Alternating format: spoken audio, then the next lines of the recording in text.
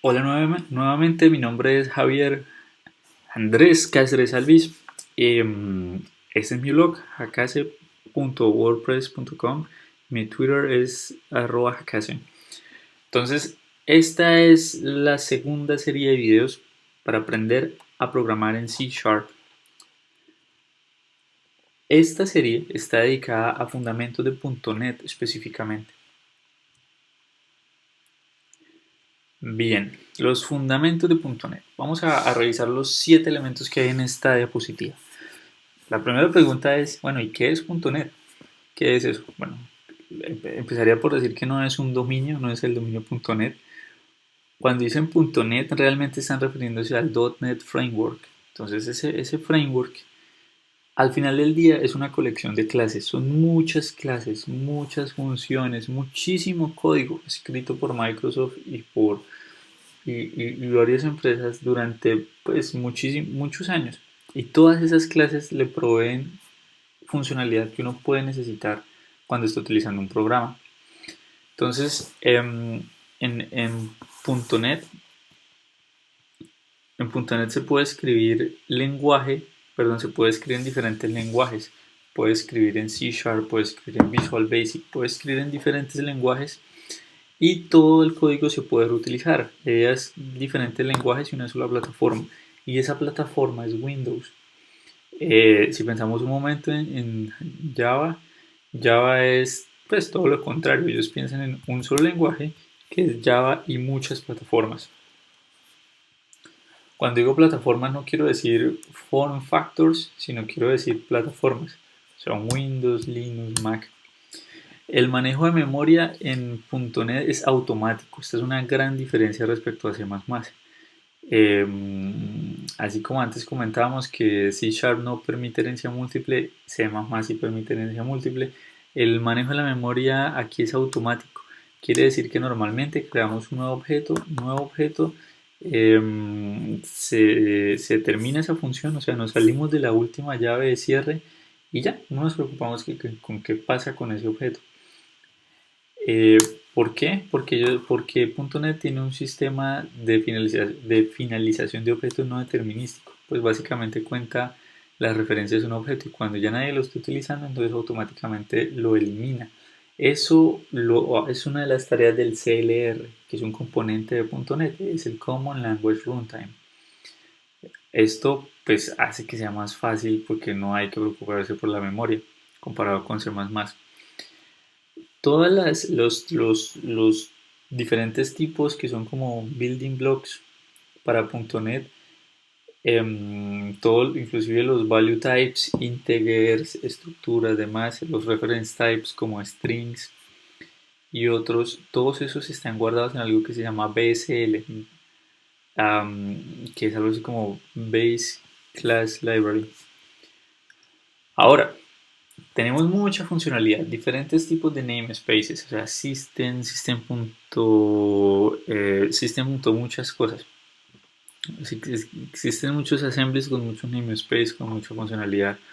Ahora, no, normalmente uno en el día a día no utiliza todo lo que hay, sino uno utiliza solo un subconjunto de lo que hay. Entonces, si tenemos en cuenta todo lo que hay dentro de todo ese universo de funcionalidad que hay, una de las más comunes es el acceso a datos. ¿Por qué? Pues porque todas las aplicaciones necesitan acceder a datos. Entonces esa parte se conoce históricamente como ADO.NET. Entonces ADO.NET es básicamente un modelo de objetos. Cuando digo un modelo de objetos quiere decir que tiene un montón de clases con un montón de funciones que le permiten acceder a SQL Server, Oracle, MySQL y otros tipos de datos genéricos como OLDB y ODBC.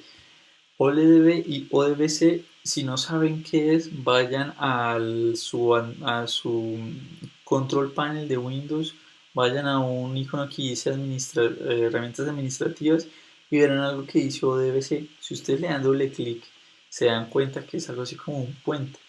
Es una otra forma de conectarse a las bases de datos. Los anteriores, SQL Server, Oracle, MySQL, son bases de datos como tal, motores de bases de datos. En cambio, DBC es como un puente para llegar hasta esos motores de bases de datos.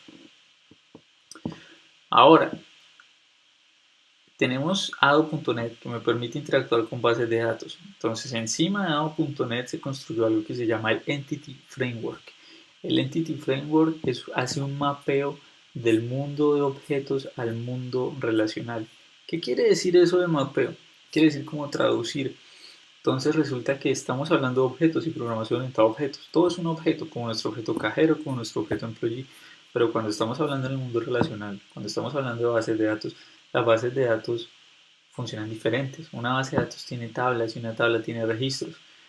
Entonces, para convertir de un objeto a un registro, ese proceso es lo que se llama mapear. Y normalmente se reduce, el acrónimo es ORM, Object Relational Mapping o Mapper. Ahora, qué es lo bueno de tener este ORM que se llama Entity Framework? Pues simple, los desarrolladores ya no tienen que escribir SQL específico para cada motor, sino que escriben, o sea, cuando digo SQL específico, SQL es un lenguaje de consulta de bases de datos, pero cada base de datos tiene sus particularidades. Entonces, para SQL se llama Transact SQL, para la Oracle se llama PL SQL. Entonces es un poco complicado mantener diferentes versiones de los scripts que van a las bases de datos. Si escribimos código con Entity Framework, pues el Entity Framework hace eso por nosotros, ¿sí? Para consultar datos y para escribir datos. Hay un subconjunto de ADO.NET del Entity Framework que es para consultar no solo datos de base de datos, sino datos de cualquier colección, cualquier origen de datos, que se llama LINQ, Language Integrated Query. So, LINQ es el que me provee estas capacidades de consulta. Cuando digo capacidades de consulta, es LINQ es el que me permite escribir cosas como where, seleccióneme estas columnas, seleccióneme dos columnas, seleccióneme los dos primeros records, seleccióneme el top 10, etc. Ahora, como hemos visto antes, hay diferentes tipos de APIs y diferentes tipos de funcionalidad. Entonces tenemos Windows Forms, Windows Presentation Foundation, ASP.NET, Windows Communication Foundation.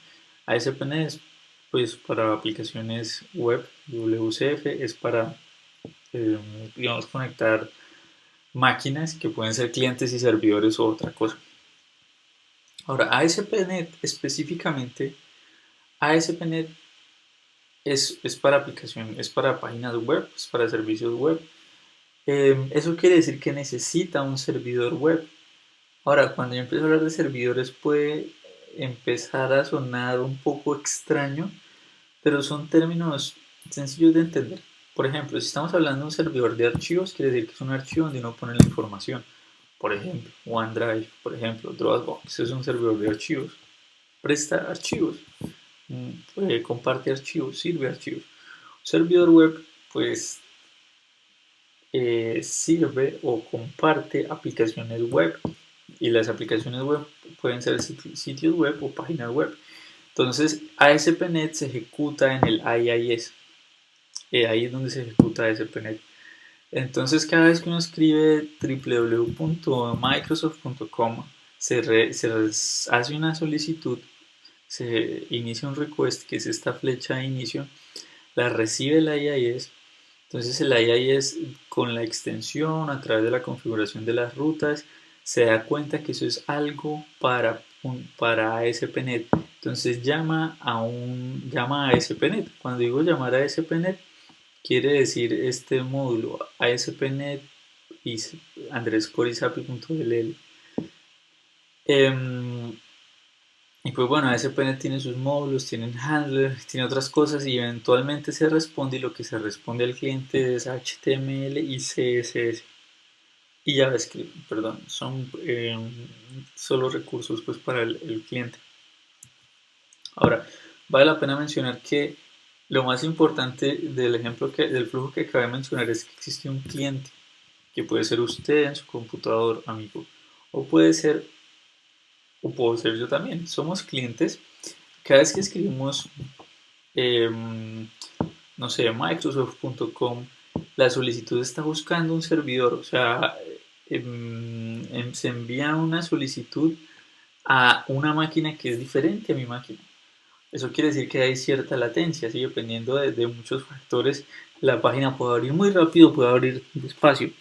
Y eso quiere decir que es una función, funcionan como mitad y mitad. La mitad del trabajo la hace el explorador, o sea, usted o yo escribiendo cosas en el explorador, y la otra mitad es código que se ejecuta dentro de ASP.NET, o sea, ese es el servidor, que se hacen digamos, se ejecuta el código y lo que se devuelve ya al final es lo que mencioné hace un segundo, HTML, JavaScript, CSS más el resultado ya de haber ejecutado ese código.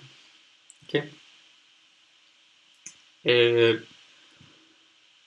ahora, utilizando, eso es más o menos la funcionalidad de ASP.NET, construir sitios web. Ahora tenemos Windows Communication Foundation, y es para recibir, enviar datos.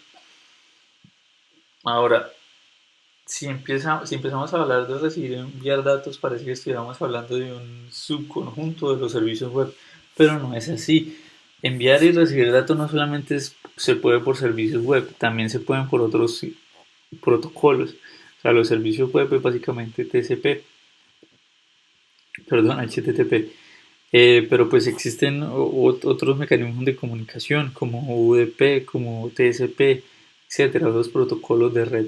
Entonces WCF me permite comunicar diferentes tipos de mensajes a través de diferentes protocolos de red. El proceso de compilación es muy simple. Ese es en .NET el compilador toma el archivo con el código en C Sharp, lo compila, pero no lo compila a cualquier lengua, no lo compila a código máquina, sino que lo compila en algo intermedio que se llama Intermediate Language. Es muy parecido al concepto en Java de bytecodes. Luego, este Intermediate Language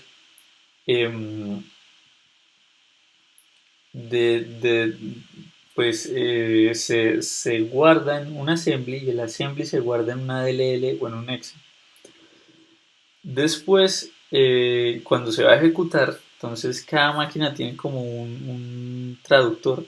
Entonces esa máquina coge ese intermediate language y genera las instrucciones específicas de cada máquina y se ejecuta el código. Tenemos ensamblados privados y ensamblados públicos. Podemos organizar el código en namespaces. De nuevo, se puede escribir código en Notepad, pero no es muy productivo. Y el código en Visual Basic se guarda en archivos.bb y en C Sharp se guarda en archivos.cs. Bien, ahora vamos a vamos a volver a escribir nuestro ejemplo de archivo, pero ahora en versión Windows. Hasta el próximo video.